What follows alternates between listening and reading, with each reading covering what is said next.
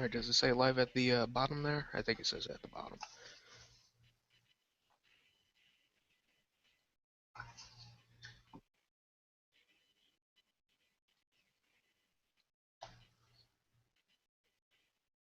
Florida. Yeah, And does it say live at the bottom? yeah, we're live. Okay. Hello YouTube, Caboose here in the Florida Airsoft group, doing another live show. We got a special show today. We have a special guest coming in a little bit later, who we shall announce when he gets here. So with that said, Florida, where do you want to get started before he gets here? Alright, I was thinking about talking about what happened in the news lately with that, that kid that unfortunately was shot by the police because he had an airsoft gun out. Did you hear about that? Yeah, I did hear about that, and I didn't really look into it because I'm just so sick and tired of seeing this stuff on the news. Because no matter how much we try to prevent this stuff from happening, people are just not going to listen. Why? Because as humans, we're rebellious. We're either rebellious or we follow every order to the T. And so we're just Yeah, in a bad position here, no matter what. I think the only way to prevent it is if people are responsible with their airsoft guns and not take them out in public where a lot of people can see them. Hmm. My Beast just ran out of batteries, so I have to use the microphone. Okay, do you hear echo? No. Okay. So, but the only way that we can ever get this kind of thing to stop is one, make airsoft less vulnerable to the news. Because paintball, how often do you actually hear something involving paintball get into the news versus airsoft? And the I've second, never I've never seen paintball in the news. out of this entire year, I've only seen paintball in the news once, maybe twice. Yeah. And and so, what the second way of getting this kind of thing to stop is just to have people realize, uh, hey, there, I could probably do this in a better way to get things to go out about and have fun. Like I said in my safety tips and just starter tips for airsoft on my channel, one thing I said in there is, hey, if you want to go around freaking outside and mess about, don't get an airsoft gun. Don't get a paintball gun. Go outside with a freaking stick because no one can ban a stick. Yeah. Honestly, I'd much rather have someone get in trouble because they're over here throwing sticks at trees than having a sport that not only helps me physically because I need to lose weight, this is a great way to lose weight, but also it hinders veterans who use this as a way to cope with PTSD. And that's just something some people just don't realize. Yeah, I've seen a lot of veterans out on the field, which I've heard that airsoft is better for PTSD than like video games. I don't know if that's true. I've never talked to somebody with PTSD personally, but that's what I've heard through like YouTubers have told me and stuff like that. Hey, Ben's here. I'm Uh, in the car. ah. Alright, so YouTube, what we have here, or who we have here, I should say, is Polarstar Ben. And if you can't tell, he works for Polarstar. Say hello, Ben. Obviously.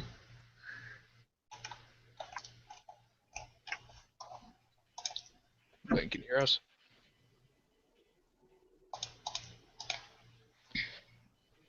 I think we just lost the feed. We did?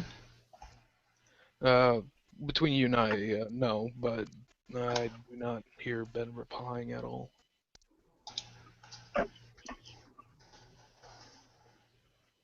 Ben, you still there? Yeah, I'm still here. Ah, there you are. Alright. So how's it going, brother? tired. I'm just getting on my way home from work. Oh, Long day? Yeah, we open up at 6:30. jeez. I'm not there at 6:30. I get there around 8:30. But Steve's actually behind me right now, leaving the shop, and he opens the shop between 6 to 6:30. Ah, it's 6:30 in the morning. I'm not even I used awake to at that time for school. wake up early Six. and have to go to school when I did go. So yeah, Ben, catch you up with what we've been talking about. We're talking about a recent news thing where some kid got shot because he was using an airsoft gun, and we're talking about how Ohio, I think was it Ohio, Florida? I think it is, Cleveland. yes. No, what was that, Ben? Yeah, I think it was Cleveland. Been all over the news. Yeah, and Yeah, good. they're gonna try to introduce some stupid new laws over that now. Yeah, it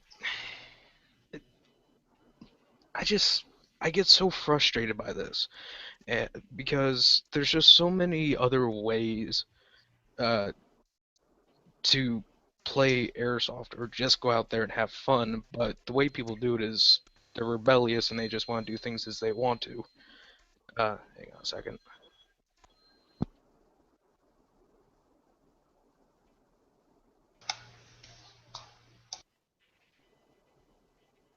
All right, sorry about that.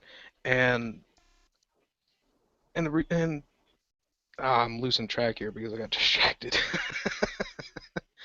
um, and the way I see it, like in one of my videos that for starting airsoft, if you're gonna go outside and be rebellious and whatever, not don't bring in a sport that helps out tons of people, like soldiers with PTSD. They play this sport to help live with PTSD. If you're gonna go outside and be rebellious, go get a stick or something. Leave us out of it. Yeah, well, I mean, you're never gonna change the mind of those kids, and it really comes down to how they're brought up and the parenting. And, if they were, they just don't have respect for that, and that's really what it comes down to. And you're not going to change their mind. It's kind of too late for some of them. And I guess the best way to do it is to try to. I really don't know. I mean, limiting the color of the guns or the shape or the looks of them isn't really going to solve anything. They're going to paint them whatever color they feel like painting them.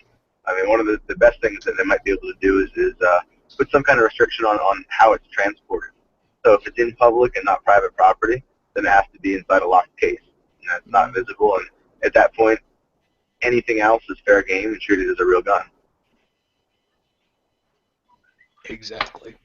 Yeah, and I think California went at it the wrong way with the SB 199 bill. Yeah, not well.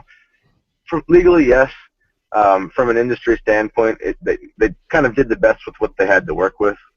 It could have been a lot worse, so that's one way to look at it. But yeah, obviously, and it makes sense to people with common sense that it was the wrong way to go about doing it. And just by simply putting a little bit of color in two or three different parts of the gun means nothing to most people. And if someone's going to break the law and try to rob a store with it, they're just going to paint over that anyway. I mean, it's not gonna stop anything. No. Exactly. And so, which actually brings me to one question, real quick. With that whole entire SB 199 bill, is that going to affect Polarstar at all, or is it just going to keep going the way it is? Fortunately for us, we don't really manufacture a lot of complete guns. I mean, we do the PR-15 line, but we're in Delaware, so that doesn't affect us as far as what we do in our state. And most of what we sell is the fusion engine kits, which in and of themselves aren't an airsoft gun. It's up to the end user to do what they want to do with it and put it into whatever model they want. So for us, it really won't affect anything. It might slow down sales of the PR-15 in California unless we were to make the adjustments to make them legal, but that also won't take effect for another year or so. So, it's not something that we're really paying that much attention to as far as what we're doing internally in our product line, but it is something we're always watching as far as what we can do to help out or anything that we can kind of give some info or advice or whatever we can do in our limited power, that's kind of what we're looking out for. Uh, so that's cool. So, uh, so Ben, I know you work for Polarstar, but I do have to ask it. Do you actually play Airsoft commonly, or do you just go out and visit events, or what? What's going on?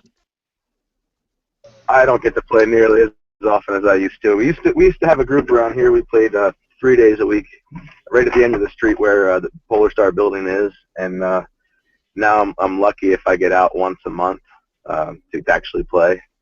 Wow. Yeah, I haven't gotten out in a couple months, to be honest.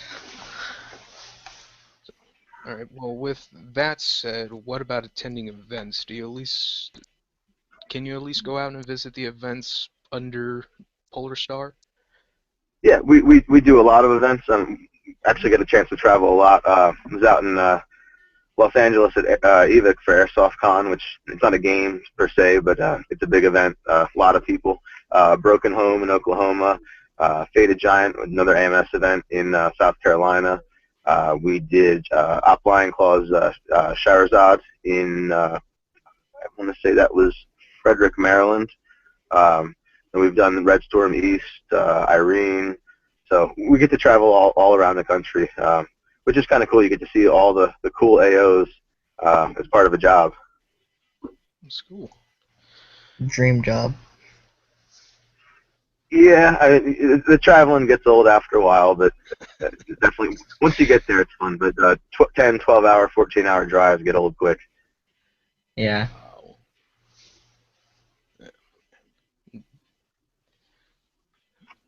I can't imagine having to drive 10, 12 hours uh, just to make it to an event for 2 days, 3 days.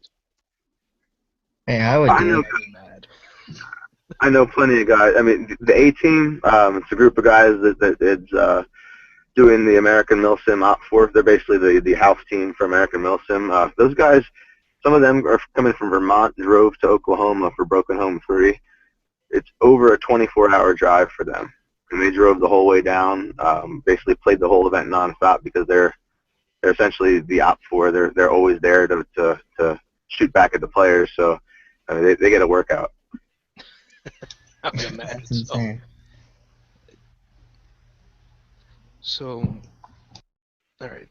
Well, let's take a break from the company-based questions. Florida, you got the questions for Ben? Yeah, well, okay, I was talking to someone on my YouTube channel, and he asked me if you could put a polar star inside of a vector. Do you think that would be possible? The layout of the vector is a little odd without actually seeing one. The fact that it's gas blowback makes it a little bit difficult to begin with just because of the layout of the internals. It's possible, not for a fusion engine. We do have a new system we're working on. It's a lot more compact. It's possible something like that could work, but the vector, just because being a gas blowback, it makes it a lot more difficult. It's not a standard gearbox of any type, let alone the dimensions are a little bit smaller internally. Okay. Alright, All right. dang it. So, That sounded like a cool idea. yeah. One thing, I mean, there are people who are interested in that kind of, like, they're willing to take a shot at it. I know, like, Rudy at Bingo Airsoft Works, he does a lot of custom work, might be willing to look into something like that. Brian at Silent Custom, he's done a lot with the MP7 and the Scorpion, making it real compact to fit into guns that it really wasn't meant to. So it may be possible. I'm just saying it would be difficult, I think. Noted. Alright, so I got the questions here. What was your first airsoft game ever? First airsoft game, my younger brother and I went to an open field, no insurance, just basically a wooded lot at the end of an industrial park. Met a couple guys that we had met online on a forum, and we played a 2-on-2 game for about an hour. Huh, that's pretty cool. Yeah. Where was this for us, and what state? It's in Delaware, Newark, Delaware. Nice. So, As an airsofter or just someone living in your state, what is one of the most difficult things about traveling, weather-wise, or just general traveling in general from game to game? I think the biggest issues, well, it's more logistics of getting the equipment, the display, planning to bring the air fills. We try to bring at least a cylinder, if not two, or even the complete compressor setup. Just getting all that stuff to games and just logistics of things like that. If it's an event like Broken Home, it'd be really difficult for us to truck all that stuff out there. So what we actually end up doing is we have a big wooden crate that we've built, and we pack all of our gear into that. We put it on the flatbed truck. We have the truck it down there for us, and then we fly down or drive down, meet it there, and then unload the truck, load it into a rental van or whatever vehicle, and then drive it to the event locally. So that's probably the most difficult thing is the logistics of getting the rental cars, hotels, all the people set up. I mean, because obviously we take a couple people to events, so we have to get everybody room, um, rental car, pretty much everything for the entire trip. Okay. Um, Here, do you want to ask him that question we were talking about? What, the one about the honey badger? No, no, no. Okay. Yeah. Now working for Polarstar, and Polarstar has been getting some heat just from some players saying that, oh, hey, having a Polarstar is an unfair advantage. Um, uh, what is your viewpoint from that? It's no more of an advantage than you could get with a tuned AEG before. It's just easier to achieve that. So I mean, it's the same concept. If someone came to your field with a DSG setup and an 11-1, I know this is back when I actually used AEGs. I don't know what's new these days, but a DSG setup doing 50, 60 rounds a second, that's just as much of an unfair advantage if you want. But at the same time, the person took the time, put the effort into it to build something like that. So, and that's kind of the same thing. If you look at it with any country that's building their military, it's an arms race, and you're always trying to build the best thing you can. So, I don't see it as an unfair advantage as long as the rules that are in place allow everybody to play on a level field. Interesting. Yeah, I gotta agree with you with that. The field that I go to, DV8 Airsoft, down here in Florida, about 90% of the people there have Polar Stars, and on the tanks that we use, there about two Polar Star M4s on one, as a turret. That's the APC, and then the tank is another Polar Star. So I'm used to, you know, I don't know. It's just when people come to the field that haven't been playing here, they're like, "Oh, he can outrange me with that." I'm like, dude, he put the money into it. He can do what he wants. So I do agree with you with that. Mm. I'm trying to You remember. guys don't. I actually got to stop at the gas station real quick. I'm in the car on my way home. Um, Okay. can I take like a 2 minute break here? Yeah, no, go Yeah. ahead. All right, I'll be right back. All right.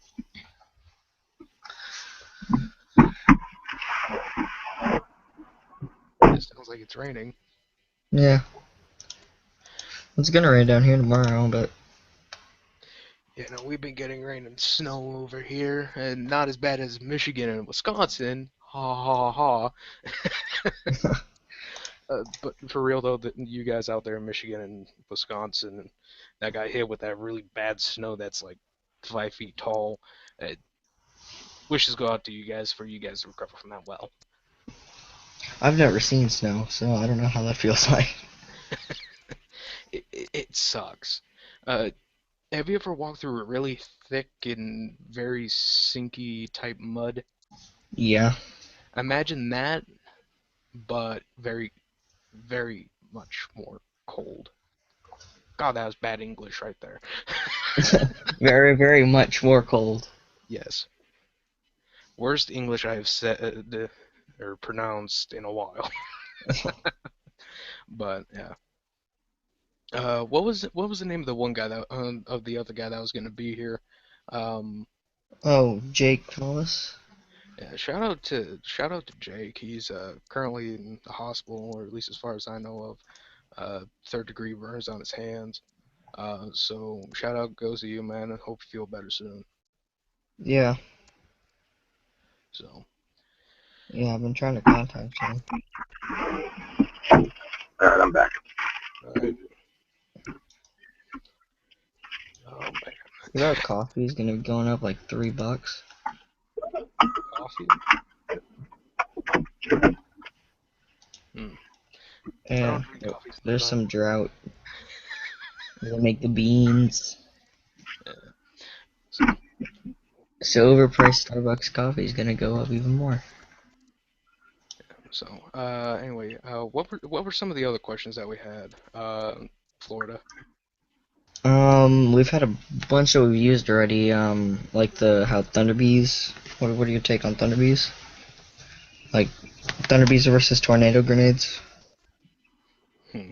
You asking my take on that? Yeah. Okay.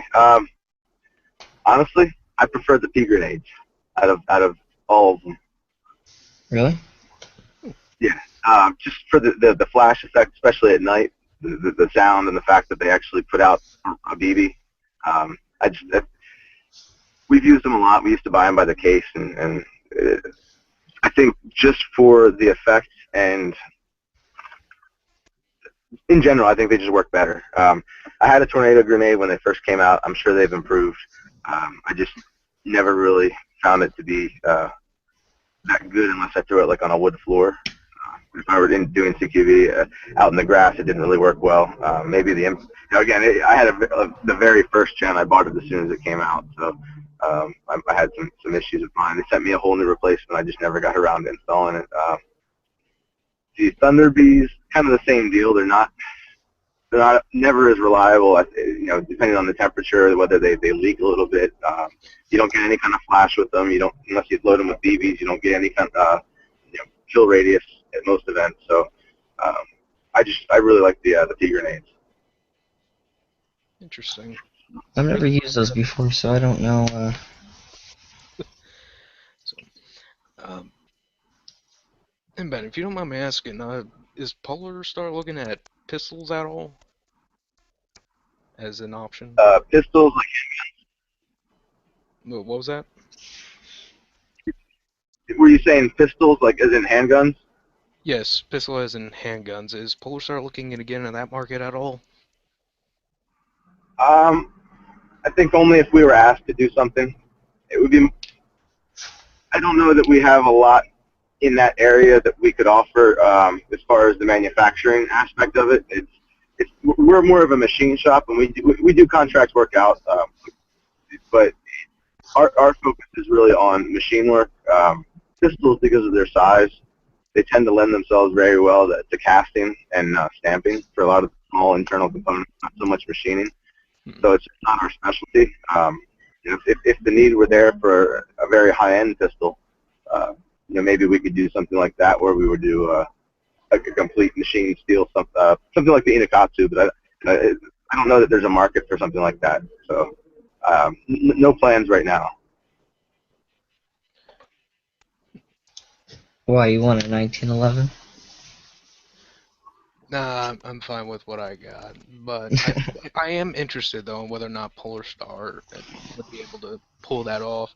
Um, it's not just pull it off, just pull it off with some with ease because I know pistols they can be a real pain sometimes just trying to um, manufacture some of the bits that just make basic functions work, such as firing.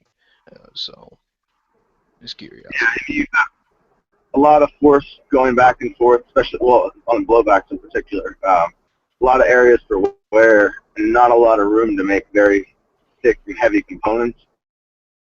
Down to the manufacturing process, material strength, the quality control, and honestly, I think that's where a lot of current gas blowback pistols are lacking. Some designs could work really well. It's just the choice of materials is what's easiest and cheapest to make, and they wear out quickly. Hmm.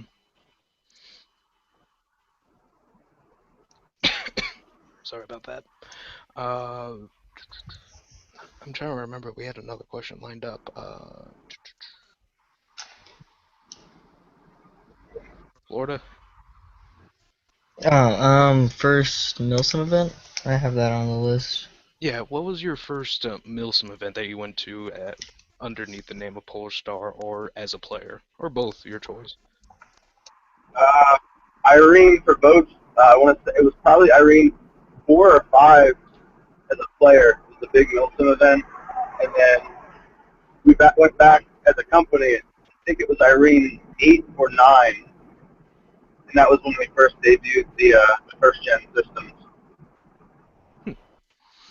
Uh, Looking at from the American Milsim or Lion Claws games, um, from a player's perspective and then from a company's perspective, just how much does it change the experience, or just the way things seem, or just anything? What's the difference? At American Milsim or Milsim events in general. Uh, your choice. I mean, it really, it's more less playing time. That's really what it comes down to. Is as when we show up as a company, we're there for the players, and whether it's air fills, tech repairs, answering questions. So doing media, it's totally different than being there as a player, which we haven't done in a while. But as a player, you can show up and just have fun, do what you want to do. As a company, we're there with certain goals that we have to meet as far as what we're trying to accomplish for our media side, and also, we always have to try to keep somebody at the booth at all times so that if anyone has a question or a problem or needs an airfill, there's someone there to take care of it. So it's a lot more responsibility as a company than it is as a player. Hmm. So, That we have to get up earlier than you guys to set up the booth. Yeah. I would imagine so. Uh, so, this is a question I got asked by about 5 different people before the show got started, and I would imagine you heard this question 1,000 times. It's how do you get sponsored by Polar Star? Well, we don't really sponsor teams. We have some teams that we know really well that are local to us. We played with for a long time. Some of them even before Polar Star was Polar Star. We help those teams out. As far as sponsorship, though, we don't really sponsor any teams right now. And part of that is it's difficult to do that in airsoft. It's difficult to put a value on something. Also, it kind of requires a team to make that commitment that they have to make a certain number of events a year, or it's not something we really wanted to do. We actually did look into it a couple times, and nothing ever really came of it. So not something we do. Okay. Well, mystery people, because I'm not name dropping, there's your answer. So, Yeah, I mean there's a possibility that it could happen. There's a possibility we do some promotional partnerships with companies that Airsoft Obsessed, Tom and Dave, and I've known those guys since before Polar Star also. So I mean that's kind of one of the other things is a lot of these people that we know in the industry kind of we knew from even before Polar Star was doing Airsoft. So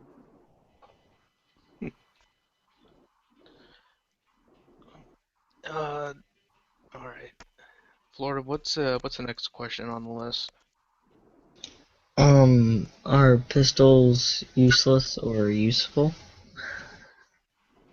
Uh, let's take a look at this Adam Milsom based and in your opinion, do you think a pistol is required, not by rules, but just looking at it from a player standpoint? Should you bring a pistol, or should you just uh, go for it and just have a backup rifle back at staging? for the weight of it's not so much a backup rifle that you need the pistol for. It's more the situations where you're too close to use your primary weapon. You know, CQB where it might be easier to draw a pistol in a confined space. Um, running out of ammo, and sometimes it's just faster to draw a pistol than it is to drop a mag and reload your primary. So it's I would say it's always good to have a backup rifle back in station or just to bring one with you. So especially if you travel a long distance, so that you don't want to ruin your weekend if your gun goes down. But pistols, I think, come in handy just in close quarters games or even in outdoor events. I haven't seen them used as much, and I haven't needed them as much. But definitely when, say, you're rushing a bunker and you want to enter that bunker, it's nice to be able to go in with a rifle like a real soldier or something. But just to be nice to the guys inside, it's sometimes nicer to go in with something a little lower FPS. And honestly, sometimes it's just easier to move around with a pistol. Mm. So, So, yeah, weight because that it is, I don't see any downsides to carrying one. yeah, because with me, when I went to my first ever 2-day Milsim event, uh, I brought a pistol with, and although I only drawn the pistol maybe once or twice, I was actually quite glad I had it because a few times I did have to bring it out. It was needed because I was playing as the medic, and if you got to run uh, about 20, 30 yards, you don't want to lug the rifle there and then run all the way and then run all the way back to your original cover with unnecessary weight. So I was very glad. Anytime you need to use one hand for something else, you still be able to point a weapon. And it's a lot easier to point a pistol with one hand than a rifle. Hmm.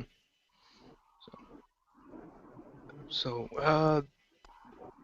I am curious. What is your most favorite uh, gun style? Like people in airsoft, we tend to go with either AK or M4, and recently SCAR's been on the rise. What what gun model is attractive to you? What do you lean towards if you had a choice? I'm always, I always have an M4 of some sort. Other than that, an FAL and a 249. I use the 249 a lot. Usually it's an event. If it's available, I'll pick up the 249. Other than that, it's usually an M4 of some sort. Hmm, interesting. I'm boring. Trust me, you're definitely a lot better than a few other people that I know personally. A lot of the people I know, they're more or less just stuck on just one design, much rather than just going, you know what, this is this and that's also interesting as well, and I would be okay with it. Um, like with you, Florida, what's your gun model of choice? Okay.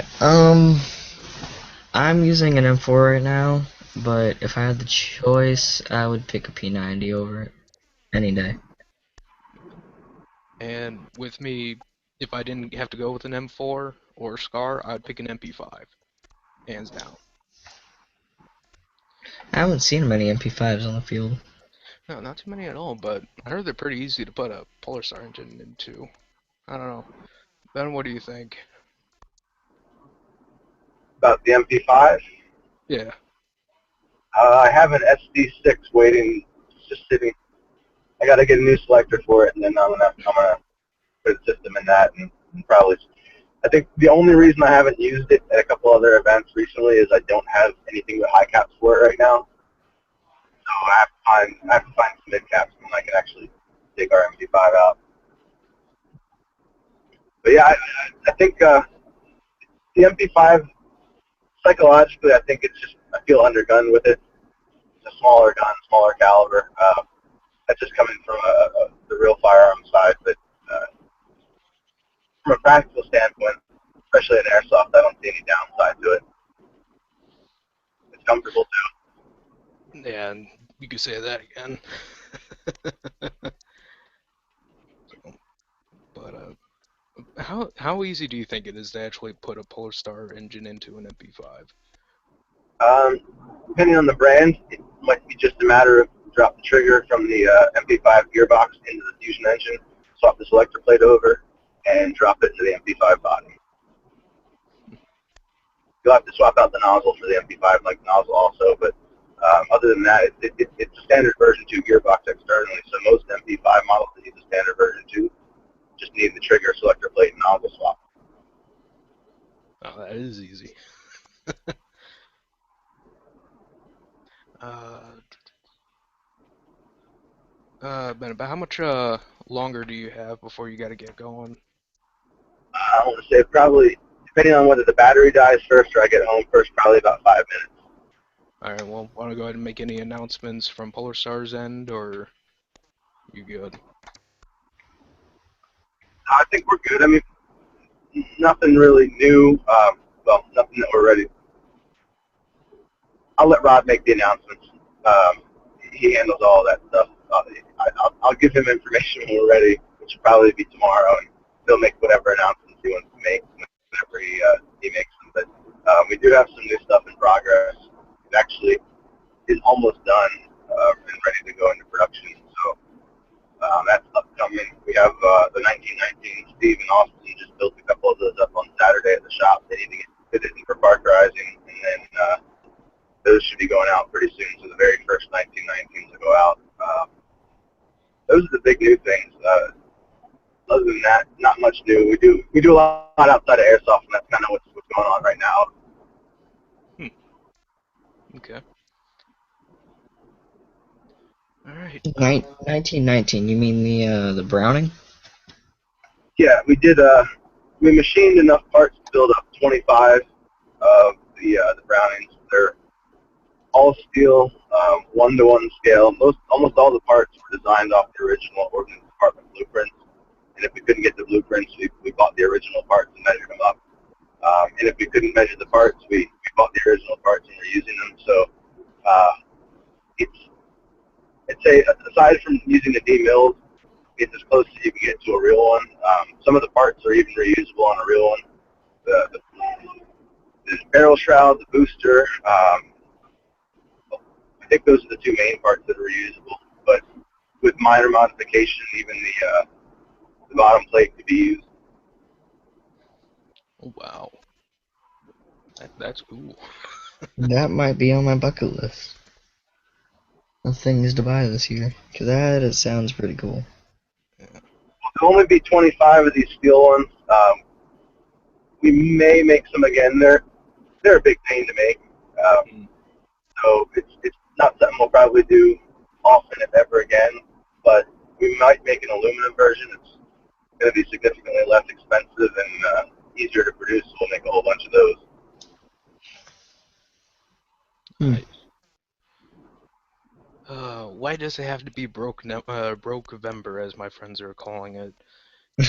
Too many things to buy, not enough money. Exactly. From gaming standpoint, how many big name titles have come out within the last month? Uh, Freaking, it seems like almost every week there's at least two big name games coming out. So, I know. and then looking at things from an airsoft point of view, Black Friday's coming up and early Black Friday stuff.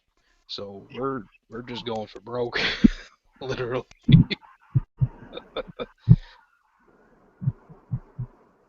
So, Yeah, I wish I saved up a little bit of money. I never do around the holidays. I keep on saying, put $100 away, you'll get something good. But ugh, so sorry, I couldn't mute the mic for that one. What's the weather been like over there, Ben? I know it's been a bit hectic everywhere, and so what's it been like? Actually, today it was like spring. It was probably 70 degrees and sunny. It was below freezing for about a week, and then it just warmed up. So it was nice out today. Hmm, lucky, real lucky. Out here in You guys are in Illinois, Florida, the Florida Airsoft Group is yes from Florida, and I'm from Illinois. right? Okay. So, and luckily for people here in Illinois, we did not get hit by the giant snow, which, as we mentioned earlier when you were off going getting gas, um, best of wishes for those out in Wisconsin and Michigan who got hit by that snow, that 5 feet of snow. So It's been getting cold. It's been about 80 this week. yeah, no, 80 is a little warm for me, but 20 degrees is a bit cold. Yeah, when the humidity is at 110 and it feels like, and it's 90, 80 is like, oh, thank God. Yeah. On a summer day, it's like 130. I don't start counting this being cold till it's below 40. That actually reminds me of another question. From all the Milsim games you've been to, what would you say was possibly one of the worst weather conditions you were in at what event? It's tough. I honestly don't remember. I think we've been pretty lucky for the most part. I know a couple of guys that went to the Black Sheep event in, I guess it was Missouri. No, Colorado.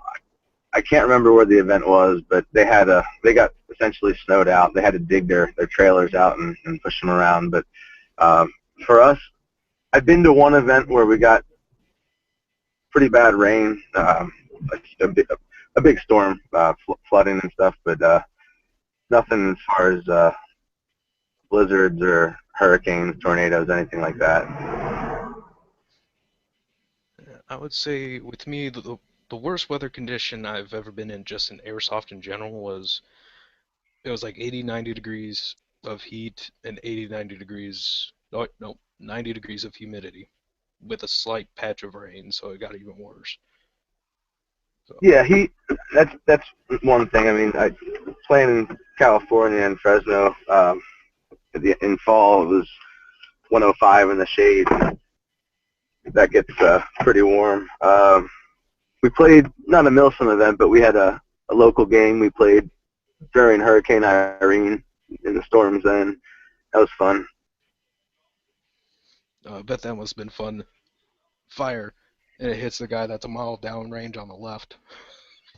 If it went anywhere and trying to lay down, you're laying in 6 inches of water in a field that would normally never see anything like that. That, Yeah, that was definitely and you couldn't see a couple of feet in front of you, which was the other thing. Is it was either your goggles were fogged because it's just a spraying mist, or the rain was kicking up so bad you couldn't see. But uh, that and I guess that's probably the worst next to extreme heat.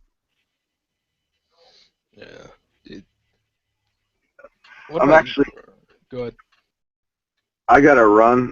My phone battery is about dead, and I just pulled up to the house, so I gotta get going. All right, man. Take it easy. Have a good night. You too. Yeah, thanks for joining us. Hmm. Yeah, if you guys do this again, let me know. I can maybe try to schedule a little better next time. All right. All right. Cool. I'll talk to you guys later. See ya. Yep. All right. See ya. Have a good one.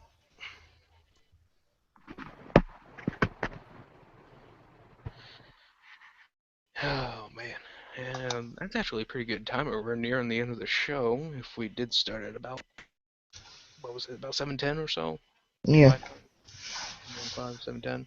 So I learned some new stuff. What about you? Yeah. I wanted to ask him if a Polarstar can get, like, if I could throw my Polarstar fusion engine in the pool You and it can. would still work. It'll work, and because the tank system is separated from from the actual unit, and so if you're not firing, that hose is completely sealed off. I forgot to what I think it's the regulator, so you don't have to worry about it. You can fire that sucker all day long on full power, and you won't have any issues. So you can go swimming Yeah, as with long as the core doesn't get yanked out and water gets all up in the fusion engine, you should be fine on the most part. And even if water gets in there, the only thing about it is air is just being shoved through there by a high pressure air tank, so you should be fine. ideas. Yeah. Yeah, because there's a couple huge rivers and on the field, and I want to be able just to be like Submerge. They're only like 4 feet deep. Submerge, walk, pop back up, pop, pop, pop, go back down. I bet that must be fun trying to clean out your goggles after that. Well, Yeah, that luckily, you wouldn't. might as well bring. You might as well just bring a netting type thing that looks like a rock formation, and you just look like a giant floating rock or something. or a branch. Yeah. So yeah, out here we've been getting quite lucky actually.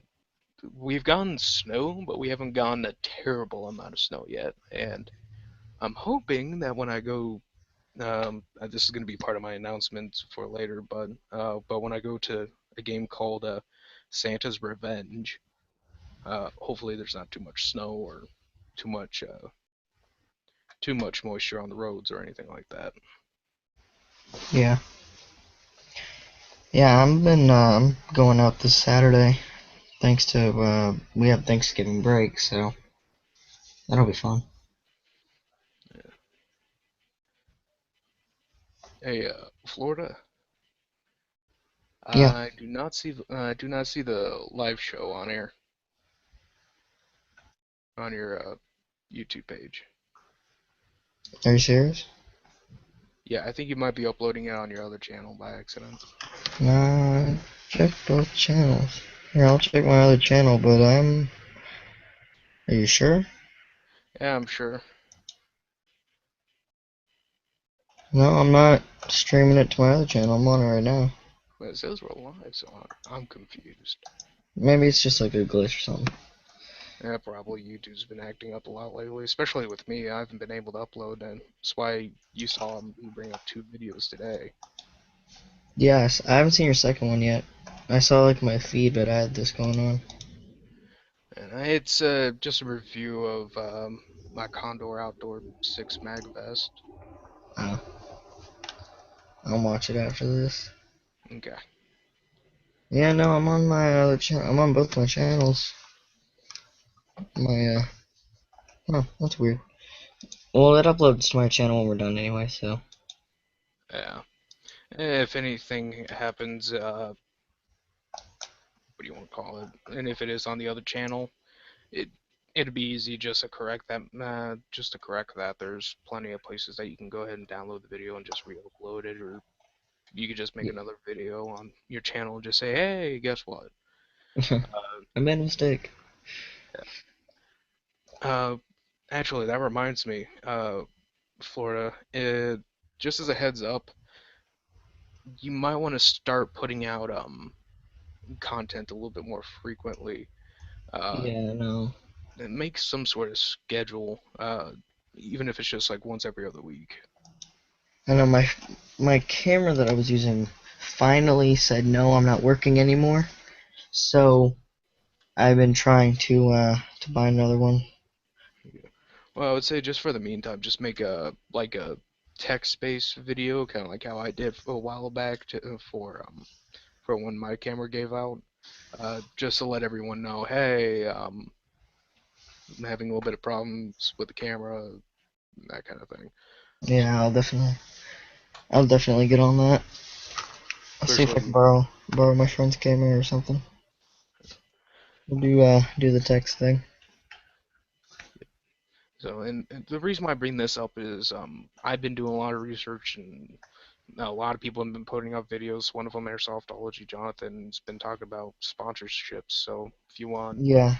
a greater chance of that, make sure you're consistent on your videos. Yeah, I the next big thing I'm gonna do on my channel is definitely get the quality higher. Like I'm hitting 90 subs, so I need to get a little bit more serious with the channel and stuff like that. I have 89 right now. Yeah. Because right now you're actually running at 720p Yeah. for your last video, which video quality wise you're fine there. You just need to do a little bit of editing and better camera work. With me, let's take a look. What is my camera running at since this thing is old? Well, I render it at 720. Yeah, the best I can do is 480, which Hey, you know which what? It doesn't 720. Like I have a almost. It's like the 1080p by 960 monitor, gaming monitor. And I don't know if it's because it's a gaming monitor or not, but I can't see the difference between 720 and 480. Like I guess it's so small. I don't know. well, you'll see a difference. You'll see a difference on a bigger screen. Hang on a second.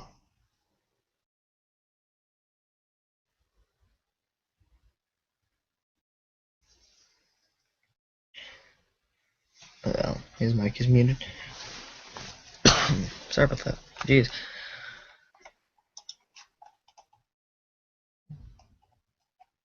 Your mic is muted if you didn't know. Yeah, I don't. Oh, okay. Actually, let's go ahead and end the live show there. Go ahead and do your announcement. Alright, but like I said, I'm buying a new camera and all that, so, once I get that new camera, or I'll do a video like you said, let you guys know that. Um, but that's about it for me. Do you want me to end the live show?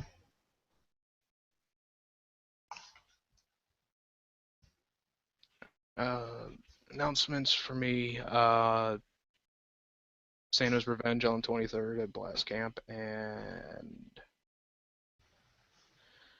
uh, thinking about selling my vest. I'm not really going to use it too much more because now I have a chest rig, and the vest is just a little bit too heavy. So that's about it. So that has been the NAB live show. What number was this one again? It was like what, 6? 7, I think. 6 or So 7. right. We're still debating whether or not if it should be Florida or I that still hosts the live show. We've both been having technical difficulties on both ends in some way, shape, or form. So but yeah, uh, leave us down in the comments below. Who do you want to host the live show? Um, I think that would be the best way to do it. Yes, Florida. Yeah. So leave it comments down in the comment section below. Who do you want to host it? And hope to see you guys next time. Bye.